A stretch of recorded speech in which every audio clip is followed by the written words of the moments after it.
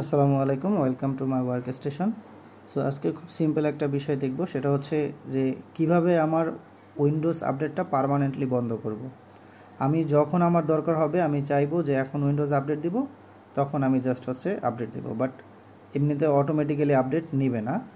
কাজের মধ্যে যদি অটোমেটিক উইন্ডোজ আপডেট নিয়ে নেয়, অনেক প্রবলেম হয়ে যায়।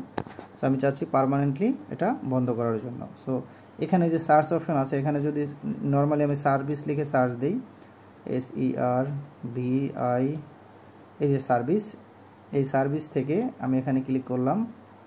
ক্লিক করার পর ডাব্লু প্রেস করলেই হচ্ছে উইন্ডোজের যে লেখাগুলো সব চলে আসবে।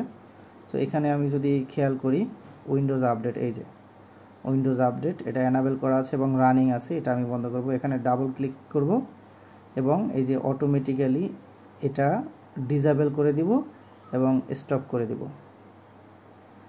অ্যাপ্লাই, ওকে।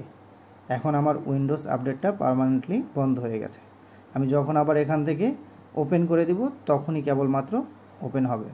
তো এটা এখান থেকেও যেতে পারি। যদি এখানে আমি খুঁজে না পাই, সেক্ষেত্রে আমি কন্ট্রোল প্যানেলে যাব এবং এটাকে ক্যাটাগরি থেকে লার্জ আইকন করে নিব এবং অ্যাডমিনিস্ট্রেটিভ টুলসে যাব। এই যে সার্ভিস, ডাবল ক্লিক করব, আবার উইন্ডোজে ক্লিক করব, ডাব্লুতে ক্লিক করলেই উইন্ডোজ লেখা যতগুলো আছে চলে আসবে। এই যে উইন্ডোজ আপডেট, একই অপশন আবার পেয়ে যাব। এখন আমি অফ করলাম, মানে ডিসেবল করে দিলাম। এনাবেল কীভাবে করব সেটাও দেখিয়ে দিচ্ছি।